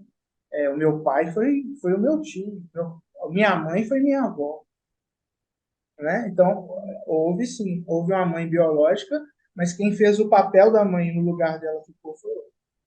Eu perguntei que, inclusive, eu trouxe uma sobrinha minha, eu perguntei para ela. A mãe foi embora e ela ficou com o pai. E ela já vai fazer 7 anos e ela, tipo, você falou aí, né? A majestade, né? Sua Majestade Bebê. Quem falou foi Freud. E ela, então é por isso. E ela é bem essa figura. Ela não tem regras para ela, não tem normas, nem padrões, nem nada. É o que ela quer, o que ela fala, o que ela manda. E é um momento. Exatamente. Ó, nós vivemos num momento e ele é um momento assim, difícil porque é um momento de transição entre eras, tá? Então, o que isso significa? Nós saímos da modernidade, estamos entrando na pós-modernidade. O que isso significa? Que nesse momento em que a gente está acontecendo um fenômeno que as ciências sociais estão chamando aí de modernidade líquida, né?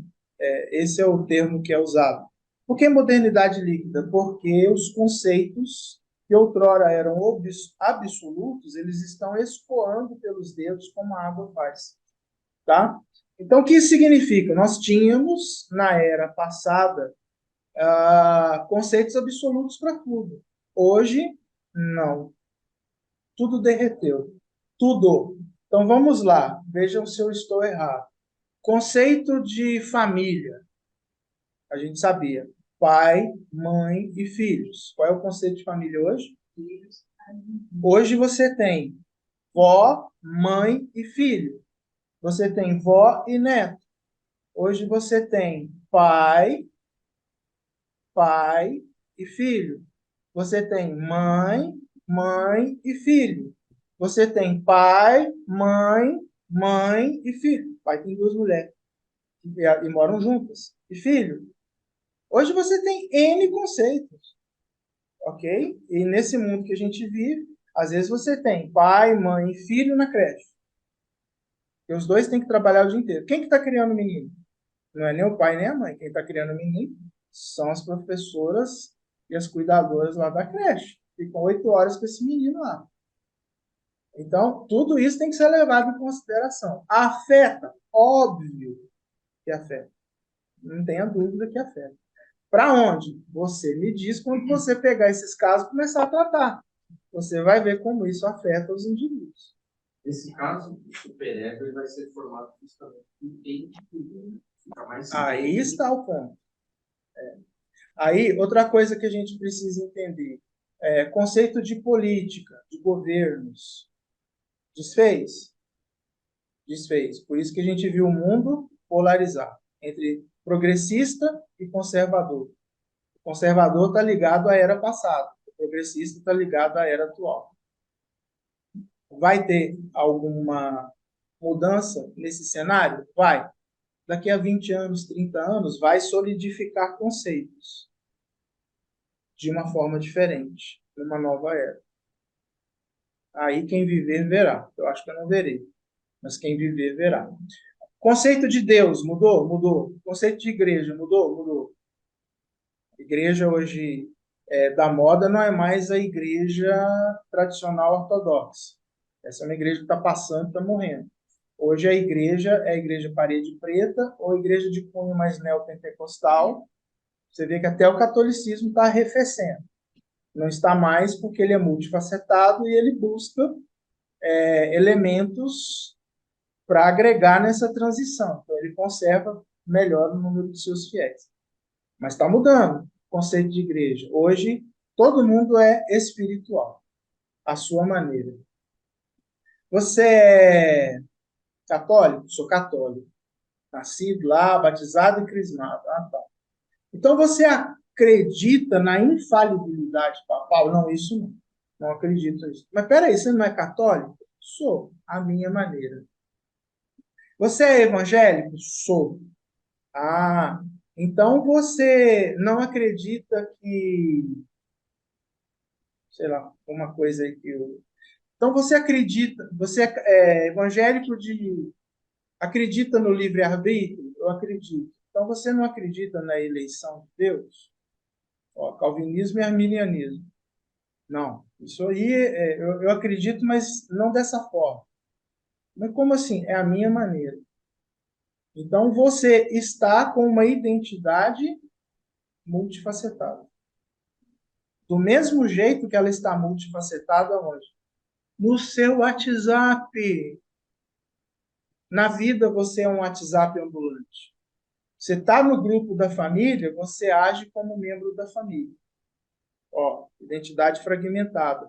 Você está no grupo da torcida do Corinthians, você age como um corintiano em dia de jogo.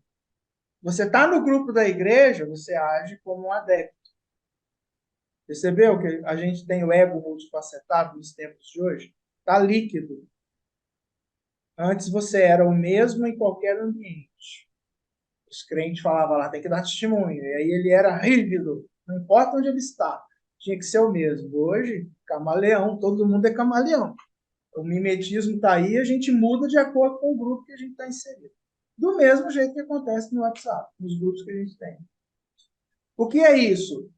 São coisas da pós-modernidade, nesse momento de transição, que estão afetando, sim, as pessoas. Vai solidificar os conceitos de novo? De pátria, de escola, de igreja, de Deus, de governo, de família, de sexo. Vai? Vai. Em quê? Quem viver, verá. Depois vocês me contam aí o que virou. Tá bom? Vamos lá. Tudo isso para falar do id, do ego e do superego. Lembrando, o id é o princípio do prazer. Ele é violento, não tem empatia ou respeito por regra nenhuma, e ele só cessa a pulsão quando ela for satisfeita. Aí surge um superego. Se esse daqui quer tudo pelo princípio do prazer, o superego não dá nada. O superego nega tudo. Tudo, absolutamente tudo. Isso vem pelo quê? Pela educação frustrante que a família, principalmente, prioritariamente, vai dar. O que é educar um filho? Dizer não. Certo? Educar filhos é dizer não. Então, não corre, não pula, não sobe escada, não faz isso. Agora não. Né? Ó, eu estou educando. E educar é o quê? Impor limites. Por quê? Porque o indivíduo tem que aprender que nem tudo que ele quer, ele vai ter. Nem tudo que ele quer na hora, ele vai receber na hora, às vezes ele tem que esperar. E nem tudo que ele quer será do jeito que ele quer. E para aprender isso, ele tem que aprender a respeitar regras, lei, princípio, moralidade e tal. Então, um quer tudo e o outro não dá nada. E aí, quem é que vai resolver, né? Entre essas duas demandas, quem vai resolver entre as duas demandas é o ego, porque o ego ele trabalha pelo princípio da realidade. Então ele vai olhar e vai falar, caramba, um prazerzinho é bom, né? Mas eu não posso fazer do jeito que estão me pedindo. Então eu tenho que achar um caminho e um jeito de satisfazer o desejo deste sem quebrar a regra daquilo. Então, pelo princípio da realidade, ele vai dizer como pode, quando pode e se pode. Certo? A gente trabalha no ego, né? Nós trabalhamos no ego. Por quê? Todos os problemas que a gente tem lá, neuróticos do indivíduo, os transtornos do indivíduo, estão ligados ao ego. O ego fragilizou, o ego foi deflacionado, esvaziado. Né? Então, os problemas estão ali. Um ego frágil pode pender para um dos lados. Então, ele pode pender para o princípio do prazer. Se ele pende para o princípio do prazer, ele não respeita regra. Então, por exemplo, aquele indivíduo que é perverso e ele se lança droga, bebida, sexo, né? Tudo quanto desejei, desejar os meus olhos, eu não neguei. Esse é um perverso na sua vida. Por quê? Não houve freio. Tá? Não houve freio. Qual que é a diferença? Todos nós somos seres faltantes, correto? Só que o perverso é a pessoa que encontra aquilo que lhe falta. Agora, aquilo que ela encontra não é o outro. Aquilo que ela encontra é o objeto. É o fetiche. É aquilo que o enfeitiça. Então, ele é perverso porque ele se entregou às drogas. Ele é perverso porque se entregou aos vícios, ao jogo, tudo ligado ao prazer. Ele se entregou ao sexo, nas mais variadas formas que são possíveis e até algumas que a gente nem imagina que existam. Né? Tá lá. Então, ele é perverso porque ele faz mal ao outro para levar vantagem. Ele é perverso porque ele faz mal ao outro por puro prazer. Então, veja bem, um perverso é aquele traficante que nos filmes vai transar com a mulher, mas antes de transar ele tem que cheirar uma carreirinha. Porque o prazer dele não é o sexo com o outro. O prazer dele é o objeto. Ou o prazer dele está na área sexual, porém, vai lá e veste as suas roupas de couro, as suas roupas de... Pega o chicote e nós vamos brincar de sádico e masoquista. Esse é o perverso. Quem assistiu o filme lá, 50 tons de cinza, 50 tons mais cinza, naquela coisa toda, eu não tive paciência de ir até o fim nenhum deles. Mas as histórias chegam, né, nas salas. E aí o que aparece ali?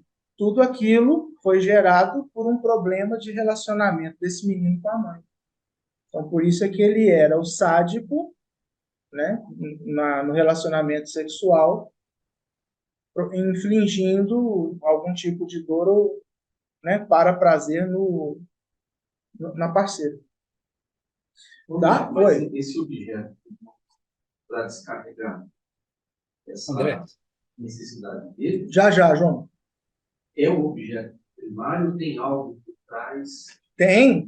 Tudo tá ligado a trauma. Lembra lá do Édipo? Ali surgem esses transtornos, essas neuroses e esses distúrbios da personalidade. Esse objeto não seria um objeto real, só a descarga. Para ele é. Ele encontrou o objeto. Eles não são tratados pela psicanálise.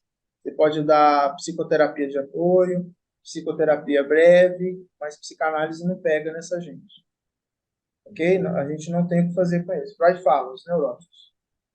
E nem são todos os neuróticos. Tem um grupo restrito, tá bom? João, mão levantada. É só para lembrar que quando a gente escuta a palavra perverso, a gente geralmente age ou interpreta pelo reducionismo, que acha que o perverso é somente o cara que faz maldade, agressão. Mas, na verdade, o perverso é aquele que escolheu um caminho não natural. Ele perverteu a rota, ele escolheu um outro processo. Beleza. Trocando aqui para o pessoal que está na sala. O senso comum nos faz entender o perverso como aquele que gera maldade, mas nem sempre o perverso gera maldade na sociedade. Às vezes ele é perverso porque o termo diz perverter. Ele se verteu para um viés. Tá? Então, ao invés de se direcionar ao outro, ele se direciona ao fetiche, aquilo que o enfeitiça ao objeto. Tá bom? Mas esse fetiche pode ser uma coisa dele e você nunca vai saber. Por exemplo, aí a gente fica sabendo, né? Mas ele pode, por exemplo, ter o fetiche de usar calcinha. Ninguém vê, né? Isso. Isso é pra ele. Isso. Ninguém sabe. Coisa dele. Perfeito. Podem ser outros, né? Outros vieses aí. Nesse caso, o superego ele não consegue impor nada. É princípio do prazer só. Se ele for seguir alguma coisa do superego, por ganho secundário. Mas não é o que impera para ele. Ele desconsidera. E o ego, nessa hora, também consegue. O ego trabalha com o id, mas o superego sempre vai perder nessa demanda. É aquela coisa que não aceitou a castração. Não aceita castração, não aceita imposição, não aceita leis e regras. Não é que ele não as cumpra em algum momento, mas se houver algum momento de choque entre prazer e regra, ele vai pelo prazer. Por exemplo, um perverso quer se livrar do vício e aí ele começa a fazer uma terapia comigo. Vai indo até bem na terapia, aí um amigo chama para ele ir para uma festa. Mas é na noite em que nós temos a sessão de terapia. Ele fala, não vou poder. Ele vai para o show, vai para a festa, faz o uso das drogas. Outro dia vem tranquilamente para a sessão. Ontem eu fiz tal coisa, assim, sabe? Ainda conta. Ele não teme você. Ele pode segurar por um certo tempo, mas por qualquer motivo ele se entrega porque vai falar mais alto o prazer do que. Sempre a demanda de prazer dele pelo objeto vai falar mais alto. Tá? Então, é o que o João falou aí. Tem o perverso que maquina o mal e tem prazer nisso, mas tem aquele que é perverso porque nas áreas da vida dele, o prazer dele. E tem aquele que nem imagina que faz mal para as pessoas. Por exemplo, um cara viciado no álcool. Então, se você falar para ele assim, você precisa de terapia, você precisa de tratamento, precisa se internar. Por quê? Eu paro quando eu quiser. Quem precisa de tratamento é minha esposa, que me perturba o tempo inteiro. Por quê que ele não consegue entender isso? Porque ele encontrou o que lhe falta. Ok? Por isso que a gente vê assim, dos que se internam, né, a cada 10 que se interna, 3% de cada 100 que se interna, 3% é que vai ter recuperação. E que são neuróticos. E desses 3% que recuperaram, metade, 50% vão recair. Não é quase nada. É triste, né? Por isso que vão para casa de educação. No caso do Várias perverso, vezes. não tem cura, então? Fala de novo. No caso do perverso, então, a psicanálise não vai resolver. Não. A psicanálise, ela trata neurótico. Nós vamos falar isso mais para frente. Psicanálise trata neurótico. Quando vem um psicótico ou quando vem um perverso, a gente vai fazer psicoterapia de apoio e vai fazer a psicoterapia breve. Ok? Ok. Já, já. Você perguntou? Você? Não, eu falei que aí eles vão para casa de recuperação, eles voltam várias vezes, Várias né? vezes. E às vezes até você vai ter pessoas lá que já estão assim, libertas, tá? Mas quando saem, nas primeiras aflições, angústias e frustrações que enfrentam na vida, elas não suportam sem ter a descarga para algo que lhe dê prazer. O que que dá prazer? É o objeto. Ok? E de repente, numa fase isso, uma pessoa fica limpa 2 anos. Isso. Conheci eu conheci um que foi para uma instituição, era droga. Foi para uma instituição, ficou 2 anos lá, Jocum. E na Jocum ele se tornou instrutor. Então ele começou a ajudar outros. Ele quase que foi colocado para fora, porque já tinha dado o tempo dele, ele tinha que voltar. Ele não queria, porque apesar de ter sido liberto, ele tinha medo de cair. E foi o que aconteceu. Voltou, arrumou trabalho numa igreja como evangelista, e um belo dia sumiu ele e o carro. Ficaram 3 dias procurando, porque acharam que foi um assalto e tal. Depois de 3 dias ele apareceu. Vendeu o carro, vendeu não, trocou o carro por droga, entrou dentro de um canavial e ficou 3 dias lá, só saiu depois que consumiu tudo. Essa porcentagem. Entende? Então, por quê? O perverso, ele encontrou o que lhe falta. E o que lhe falta? O objeto. Não o outro, mas o objeto. Então, por isso que o outro não importa. Ele não tem essa empatia que um neurótico, por exemplo, tem. O neurótico é diferente. O neurótico tem uma demanda de falta. Por que ele sofre? Porque ele tem esperança de encontrar o que lhe falta. O que o psicanalista vai dizer para ele? Tonto, besta. Isso que falta é da ordem da impossibilidade. Você nunca vai encontrar. Meu mundo caiu. Estou liberto. Essa é a beleza da neurose, tá? Eu tenho uma mãe narcisista. Aí a minha mãe narcisista me machuca, me maltrata. Eu sofro como neurótico por quê? Porque eu sempre espero que a mãe idealizada ocupe o lugar da mãe narcisista. Que finalmente eu encontre o colo que nunca foi dado, a palavra de carinho e motivação que nunca me deram, o afeto que eu nunca tive. E aí eu fico esperando e me frustrando, esperando e me frustrando. Quando eu chego lá nos 40, tenho uma crise e falo, eu não aguento mais. Vou no psicanalista para ele me dizer o que eu tenho que fazer para essa mãe me amar. E ele vai dizer assim, essa mãe nunca vai te amar. Aí abre a boca, cai na crise dele lá, mas ele se liberta. Ele aprende que aquela mãe tem uma demanda de falta e que ele não pode mais viver neuroticamente esperando aquilo que nunca vai chegar. É isso que eu tenho, então aceita que dói menos. Certo? E aí ele vai para uma outra situação ressignificada. É isso.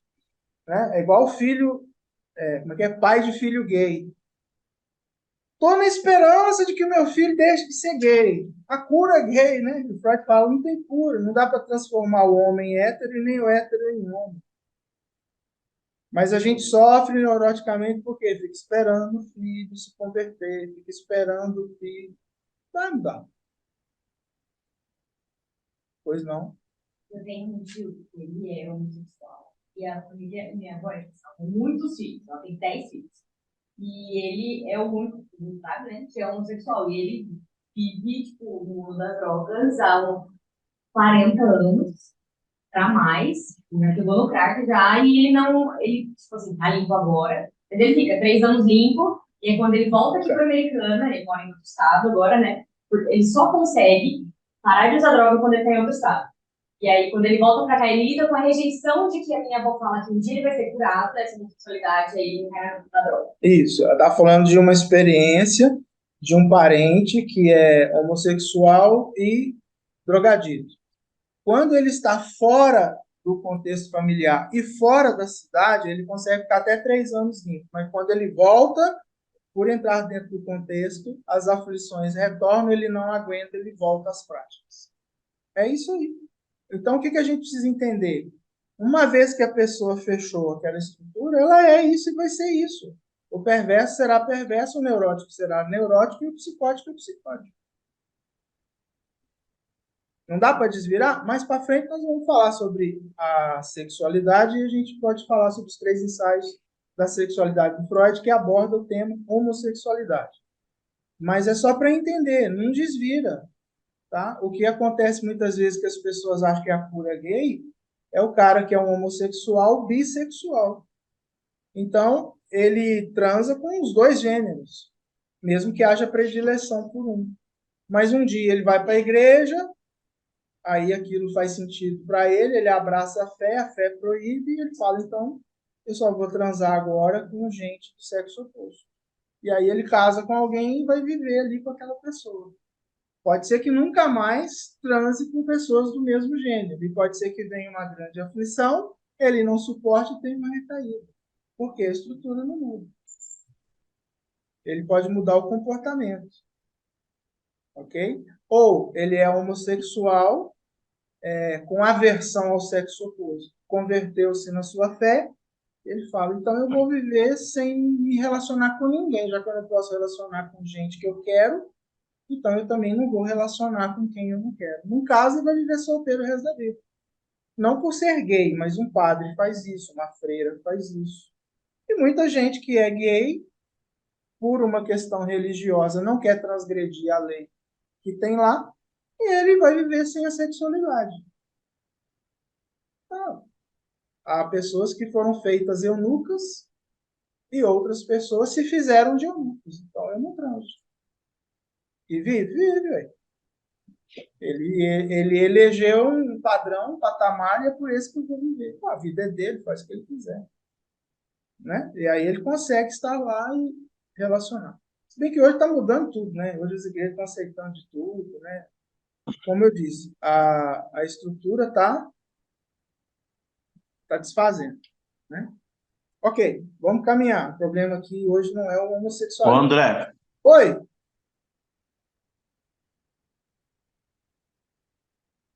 pode falar, Márcio. ô, André, Fala, Márcio. no caso do perverso, no caso do perverso, quando ele tem essa inclinação, ele busca ali nas drogas o desejo, né, para se satisfazer, então ele vai conseguir temporariamente, ou dependendo da situação, se controlar, mas ele nunca vai estar curado, essa é a verdade. É isso aí. Ele pode ter controle, tá? Mas ele não muda a essência dele. Imagina assim, desculpa, eu vou usar esse bicho, mas podia usar qualquer outro. Imagina uma cobra venenosa que pica e mata os outros. De repente ela fala: nunca mais eu vou picar ninguém. Eu vou ser uma cobra boazinha. Eu vou ajudar as cobras mais velhas a atravessar a rua. Eu vou pagar minhas contas em dia. Ó, ela parou de fazer o mal e ela começou a praticar o bem, correto? Deixou de ser cobra? Deixou de ter veneno? É isso. Uma vez que a estrutura se fechou, fechou. Ela pode mudar o comportamento. Pode controlar. Que, aliás, é isso que a terapia ajuda muito. Ajuda o indivíduo a ter controle. Mas se ele rebaixa os mecanismos, se ele tem uma crise e não suporta, ele vai na direção do objeto. E, e, e geralmente, quando se fecha, geralmente esse ciclo que você fala, geralmente o pessoal fala ali por volta dos 15, 16 anos, que é a fase mais crítica. Na verdade, o Freud fala que os transtornos eles ficam marcados no complexo de Édipo, na infância. Agora, o que acontece? Logo depois do período fálico, o indivíduo entra na fase da latência, ele adormece.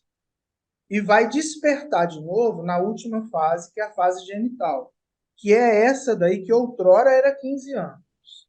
Hoje está entre 10 anos, 11 anos, 12 anos, que a gente chama de experimentação para a vida. Nessa fase, no início dessa fase genital, se ele for conduzido à terapia, ele ainda consegue resolver pontas que ficaram soltas na análise, tá? Se ele não for, fechou, acabou. Perfeito? Aí Perfeito. ele é o que é. Pode mudar a roupa. Perfeito? Tranquilo, Então, entendido. ok. Então, o que vocês acharam da estrutura freudiana? Tá aí. Tem bastante coisa para vocês lerem aí na apostila, tá? Nós fizemos o 1, 2 e o 3. Perguntas mais sobre essa questão do id, do ego, do superego, consciente, pré-consciente, inconsciente, questão do trauma recalcado e a questão da neurose? Então, entenda aí, só para a gente finalizar, a diferença entre as três estruturas de personalidade. Ó, o neurótico é aquela pessoa que tem uma demanda de falta, mas ele tem esperança de encontrar o que falta, só que é da ordem da impossibilidade, por isso que ele sofre. Ele se frustra o tempo inteiro. O perverso tem uma demanda de falta, mas encontrou o que falta. E o que falta é o objeto. E o psicótico nem sabe que tem falta, certo? Porque o trauma foi tão forte e tão pesado que ele fugiu da realidade e vive no universo paralelo. Então, as demandas de falta são solucionadas de acordo com o seu imaginário. Ele cria um mundo onde ele pode suportar. Esses que estão no remédio, né? Ok? Aí o Freud fala, nós vamos tratar o neurótico. E não todos, né? São 3 categorias, vamos ver mais para frente. A gente trata os neuroses, os que têm neuroses transferenciais. E aqueles que vêm buscar ajuda. Se não vier, nem isso. Então é um universo pequeno, tá vendo? De gente. Davi, meu amigo, quer falar alguma coisa? Posso contar a história dos 2 Rottweiler? Pode, Posso? pode, Então claro. eu vou contar. Da nossa região, né, nós temos 5 ou 6 cidades aqui na nossa região, tinha um casal de perversos, e eles criavam numa chácara 2 Rottweilers para poderem transar com os animais no final de semana. Um dia vieram procurar um colega nosso para fazer terapia, e o colega inocentemente pergunta ao casal perverso: vocês vieram porque querem parar de transar com os animais? E eles falaram: não, nós viemos porque a gente quer perder o medo de transar. Aí os bichos é muito bravos. Dizem aí em alguns institutos para vocês que perverso não vem fazer análise. Vem. Só que ele não vem para se livrar da perversidade. Ele vem para melhorar a perversidade. Ok? Ele tem ganho secundário, ele é um psicopata, entrou numa empresa, tem um psicopata maior do que ele quer aprender a técnica para poder dominar o outro, ou ele vem porque está interessado na terapeuta, achou ela bonitinha, né? Ele vem, tá? Ele vem. Tem mãozinha levantada aí, Michele? Isso, professor, aí no caso desse, como a gente ajuda? Ou não ajuda, manda embora, porque é uma situação Depende de você, complicadíssima, né? Depende de você. Se né? você acha que tem condição de ajudá-los a perder o medo dos cachorros, Porque, você vai ajudar. porque a perversão foi falada que não tem cura, certo? E Certo? Você aí, viu aí o exemplo, né?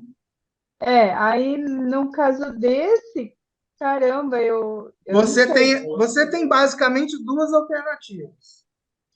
Uma é o enfrentamento, a outra é a fuga, que é o que a gente realmente faz quando bate uma situação dessa. O que é o enfrentamento? Vamos lá, vamos conversar. Bom, ele é perverso, não vai deixar de ser perverso. Se eu for fazer uma terapia, eu vou melhorar a perversidade. Vou ensinar a perder o medo, tem jeito. Transa com a bicharada e seja feliz. Agora, eu posso virar e falar assim: olha, entendo o que vocês estão procurando, porém, aí você não fala deles, fala de você.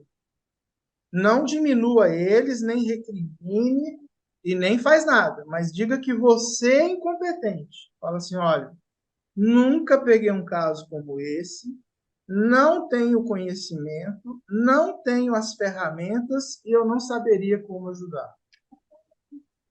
Então, eu recomendo que vocês procurem um outro terapeuta que tenha mais competência do que eu. É assim que a gente foge do perverso, tá? Eu é que sou incompetente. Porque ele se sente melhorado. Nossa, mas é grande mesmo, né? Mas é bom mesmo, ó. Colocamos esse terapeuta no chinelo, né? Se você tem um psicanalista inimigo, fala assim: eu vou encaminhar você para o fulano. Aí você vai ser perversa também. Manda para o Márcio. Ah, eu tenho um colega que é bom para mexer com isso. Manda para ele.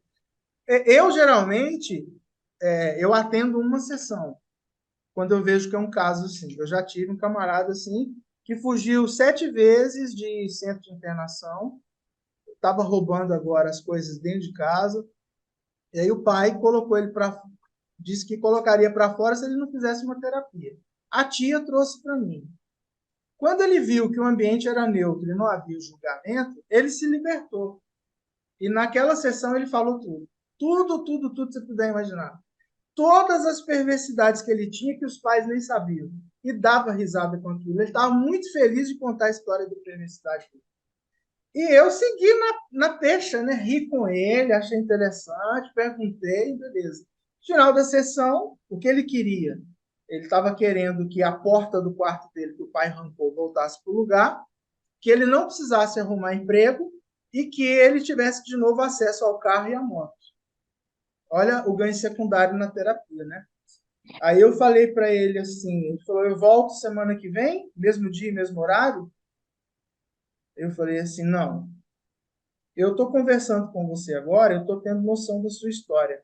Percebeu, meu amigo, que você fugiu 10 vezes da clínica porque as pessoas que estavam lá não conseguiram tratar o seu caso? Ele disse: eu percebi. Falei: então, eu também não sei o que fazer com você. É um caso muito avançado para mim. Mas nós vamos fazer o seguinte: você vai e aguarda. Eu vou estudar o seu caso. Diante do que você me contou, eu vou buscar os livros. Eu vou buscar aqui se há alguma coisa que eu possa fazer para te ajudar. Encontrando, eu chamo você. Está esperando até hoje. Entendeu? É assim que a gente sai fora. Não vai mais. Eu sou muito burro, viu? Eu sou muito incompetente. Eu não dou jeito, não. Procura outro. E já teve gente que tentou várias vezes se libertar, não conseguiu, mas eu atendo. Porque ele vem e a gente percebe que há coisas pela psicoterapia breve e psicoterapia de apoio que você pode ajudar. E a família fala: depois da terapia ele melhorou. Ó, não sarou, mas ele melhorou. Porque ele achou um ambiente onde ele consegue pôr angústia. Então tem uns que melhoram mesmo, tem uns que controlam mesmo. Mas vai ter que fazer terapia pelo resto da vida. E mais 6 meses. Tá bom? Termino aqui. Pessoal que está em casa, parece que no chat ainda tem 3 pessoas que colocaram alguma coisa aí. Vê para mim, Cris. Tem mais alguém aí que quer fazer perguntas? É uma menina que saiu. Ah, tá. Então tá bom. Pessoal que está em casa, João, quer falar alguma coisa? Não? Tranquilo? Márcio? Só mais uma pergunta que eu fiz no início da aula e estava com o áudio desligado. Sobre a supervisão, eu fiquei um pouco meio confuso. Ela não vai ser presencial, ela vai ser só Online. pela. Ah, tá. Online. Beleza, então. Tá? Então você faz a inscrição lá, como está escrito. A gente põe vocês no grupo de supervisão e gera o link um pouquinho antes da supervisão. Ó, toda vez que fala de supervisão, eu me sinto obrigado a falar. Galera, e a gente aprende muito mais na supervisão do que na teoria. Muito mais. porque a supervisão são casos reais, são coisas que estão acontecendo e você tem vários colegas, todo mundo que participa da supervisão pode dar opinião no caso que está sendo tratado, pode levantar uma dúvida, pode levantar uma interrogação de se tem uma técnica de abordagem melhor, se tem uma coisa que faltou, se tem um ponto que não está sendo observado. E aí, com essa miscelânea de coisas, a gente aprende na prática. Então, assim, se vocês puderem fazer supervisão desde o começo, tá? É um investimento irrisório pelo ganho que vocês vão ter. Eu estou falando aqui do tripé psicanalítico, o Theo Covey. Para ele, a supervisão é inigualável em termos de conhecimento. Bom, mais alguém quer falar? Edivânia? Tranquilo? Valéria? Michele?